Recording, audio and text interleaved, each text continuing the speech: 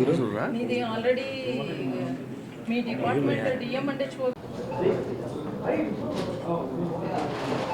Tiffin చేశారా? Tiffin చేశారా?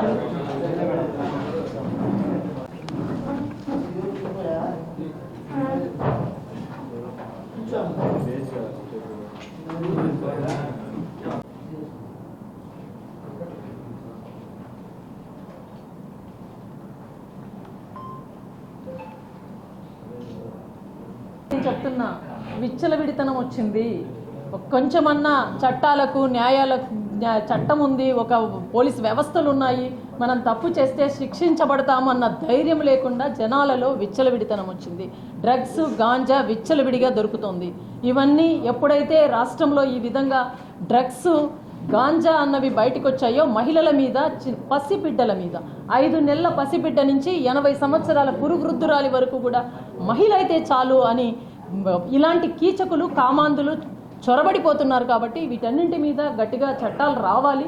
చట్టాలు బిఎన్ఎస్ లాంటి కఠినమైన చట్టాలు వచ్చినా కూడా ఈ రోజుటికి ఎక్కడో చట్టాలలో ఉన్న చిన్న లూప్ హోల్స్ చూసుకొని నేరస్తులు రెచ్చిపోతున్నారు. ఇలాంటి నేరాలు జరగకుండా ఉండి కట్టడి చేసేందుకే మహిళా కమిషన్ కూడా ఎక్కడికక్కడ అవేర్నెస్ ప్రోగ్రామ్స్ ఇస్తోంది.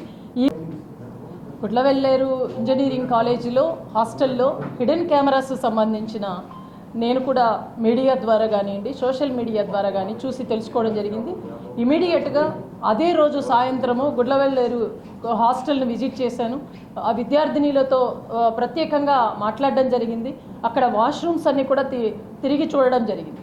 అదే కాకుండా నేను అక్కడే ఆ పిల్లలందరితో మాట్లాడడం కాకుండా ఆ స్టాఫ్తో కూడా మాట్లాడాను. అనేకమైనటువంటి అనుమానాలకు తావించే విధంగా ఆ సంఘటన ఉంది అన్నదానికి మహిళా కమిషన్ దగ్గర కూడా ఆధారాలు ఉన్నాయి. సో పిల్లలు అందరూ కూడా 2 షవర్స్ తీసుకువెళ్ళే ఫొటోస్ని కూడా మాకు షేర్ చేశారు. 2 షవర్స్ మాత్రమే, ఒక 2 మహిళా కానిస్టేబుల్స్ తీసుకెళ్లే ఫొటోస్ మాకు షేర్ చేశారు. దాని మీద కూడా మేము గుడ్లవెల్లేరు ఇంజనీరింగ్ కాలేజీకి నోటీసులు ఇష్యూ చేశాము. అయితే ప్రిన్సిపల్ ఒక్కరు మాత్రమే వచ్చారు, 2 వార్డెన్స్ సిక్ అయి ఉన్నారని చెప్పారు. అది కాకోకుండా మేము 3 వార్డెన్స్కి ఇంకా ఇన్ఛార్జ్ ప్రిన్సిపల్స్గా ఉన్న ఇంకొక 2కి కూడా నోటీసులు సర్వ్ చేశాము. ఈ నెల 25వ తేదీ మళ్ళీ మరొకసారి విచారణకు ఆదేశించాం. ఖచ్చితంగా ఎక్కడైనా ఆరోపణలు వచ్చినప్పుడు ఎవరైతే ఆరోపణలు చేస్తున్నారో ఆరోపణలు చేస్తున్న వారి ఎదుటనే ఏదైనా నిర్ధారించే అవకాశం ఉండాలి. అలాంటి పని చేయాలి. అలాంటిది జరగకుండా విద్యార్థినులందరూ బయట ప్రొటెస్ట్ చేసే సమయంలో ఏదైతే పవర్ కూడా ఆఫ్ చేసి మరి ఏదైతే డిటెక్టర్తో ఏదైతే మరి హిడెన్ కెమెరాస్ కోసం సెర్చ్ చేశారో దాని మీద కూడా మహిళా కమిషన్కి అనుమానాలు ఉన్నాయి. అదే కాకుండా 2 షవర్స్ను మాత్రమే తీసుకెళ్లడం వెనుక కూడా అనుమానాలు ఉన్నాయి. ఇవన్నీ కాకోకుండా వార్డెన్ ఏదైతే స్టూడెంట్స్ని బెదిరింపులకు పాల్పడిందో, మీరు ఏదైనా సరే ఎక్కువ చేస్తే మీ సర్టిఫికెట్స్ ఇవ్వకుండా బయటికి పంపిస్తామన్న బెదిరింపులకు కూడా రేపు ఉదయం కల్లా ఇది అబద్ధం అయిపోతుంది, అవ్వాలి కూడా అన్న బెదిరింపులు ఇవన్నీ మా నోటీస్లో ఉన్నాయి. తప్పకుండా వీటన్నింటికి సమాధానం ఇవ్వాలి. ఎందుకు ఇలాంటి బెదిరింపులకు పాల్పడుతున్నారు, ఎందుకు ఇలాంటి గతంలో ఒక 2 విద్యార్థినీల మీద 2 విద్యార్థుల మీద అలాంటి కంప్లైంట్ వచ్చినప్పుడు వాళ్ళను సస్పెండ్ చేసి ఇంటికి పంపించకుండా ఇంతమంది విద్యార్థుల జీవితాలతో చెలగాటమాడేలా ఎందుకు ప్రవర్తించారు యాజమాన్యం అన్న విధంగా మేము నోటీసులు ఇచ్చి వాళ్ళను ప్రశ్నించాము. ఇంకా కొంతమందిని ప్రశ్నించాల్సింది ఉంది. వారి నుంచి పూర్తి నివేదిక వచ్చిన తర్వాత తప్పకుండా ప్రెస్ మీట్ పెడతాం. ఖచ్చితంగా ఆ ఎంక్వైరీలో ఏవైతే మేము తీసుకున్నామో వాటన్నింటినీ పెట్టడమే కాకుండా ప్రభుత్వానికి కూడా ఆల్రెడీ ఒక నివేదికను, మేము విజిట్ చేసిన నివేదికను ప్రభుత్వానికి పంపించాము. అదేవిధంగా డీజీపీ గారికి కూడా పంపించాము. మరి మరొకసారి ఈ ఎంక్వైరీ కూడా పూర్తయిన తర్వాత ప్రభుత్వానికి అదేవిధంగా గౌరవ కోర్టుకు కూడా సమర్పించడం జరుగుతుంది. ఈ రాష్ట్రంలో ఉన్న ఆడబిడ్డల కోసం రాష్ట్ర మహిళా కమిషన్ ఏర్పాటు చేయడం జరిగింది. ఈ రాష్ట్ర మహిళా కమిషన్కి ఒక యాక్ట్ ఉంది. ఇతర రాష్ట్రాలలోని విషయాలలో మేము జోక్యం చేసుకోం. ఇంకొకటి ఏంటంటే కాదంబరి విషయంలో, ఏదైతే బాలీవుడ్ నటి కాదంబరి విషయంలో జరిగిన సంఘటనలో అనేక రకాలైనటువంటి కథనాలు వస్తున్నాయి. ఇలా అంటే చదువుకోని వాళ్ళు మారుమూల ప్రాంతాల నుంచి కూడా ఈరోజు మహిళా కమిషన్ ఆశ్రయిస్తున్నారు. పోలీస్ డిపార్ట్మెంట్లో ఎక్కడైనా అలసత్వం జరిగినా, అధికారుల దగ్గర అలసత్వం జరిగినా ఇమీడియట్గా వారి హక్కులు ఉన్నాయి, వారి హక్కులను కాపాడుకోవాలి, వారి హక్కుల కోసం మేము వస్తాము, మాకు చేయాల్సిన బాధ్యత మీ మీద ఉంది అని నిలదీస్తున్నారు మహిళలు.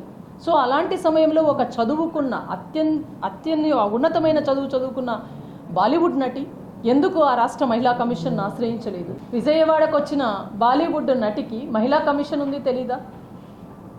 బాలీవుడ్ నటి ముంబై నుంచి ఆంధ్రప్రదేశ్ విజయవాడకు వచ్చింది. విజయవాడకు వచ్చి అనేక మందిని కలిసింది. మరి మహిళా కమిషన్ను కలవాలని ఎవరు సలహా ఇవ్వలేదా? లేకపోతే మహిళా కమిషన్ ఉందని కూడా తెలుసు కదా బాలీవుడ్ నటికి.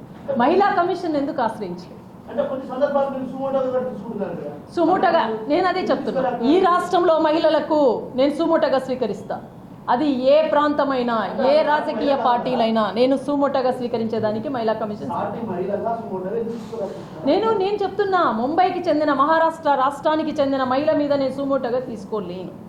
ఈ రాష్ట్ర మహిళలైతే నేను సుమోటగా తీసుకోవడానికి సిద్ధం. నా యాక్ట్ ఉంది, నేను యాక్ట్ ప్రకారం పనిచేస్తున్నా. నాకు చట్టం ఉందో, ఆంధ్రప్రదేశ్ మహిళా కమిషన్ చట్టం ఉందో, ఆ చట్టబద్ధంగానే నేను పనిచేస్తున్నా. చట్టాన్ని మీరి పనిచేయడానికి నాకు కూడా హక్కు లేదు. Thank you. ఇంకేమైనా? సో ముఖ్యంగా జైల్లో ఉన్నటువంటి మహిళల మీద ప్రత్యేక దృష్టి పెట్టడం జరిగింది మహిళా కమిషన్. అదేవిధంగా జైల్స్లో ఉన్నటువంటి ప్రిజనర్స్ ఎవరైతే జైలుకు వెళ్ళిన తర్వాత మరి బయట ఉన్న మహిళలకు బయట ఉన్న సమస్యలను ఎవరో ఒకరికి చెప్పుకుంటారు. మరి ప్రిజన్లో సంవత్సరాల తరబడి అక్కడే ఉన్నటువంటి ఉమెన్ కానీ ఎలాంటి సమస్యలను ఫేస్ చేస్తున్నారు అనే ఉద్దేశంతో మేము ఒక ప్రొఫార్మా ఇన్స్పెక్షన్స్ కూడా పెట్టుకున్నాం. ఈ రాష్ట్రంలో ఉన్న ప్రతి జైలు, ఉమెన్ ఉన్న ప్రతి జైలును కూడా విజిట్ చేస్తాం.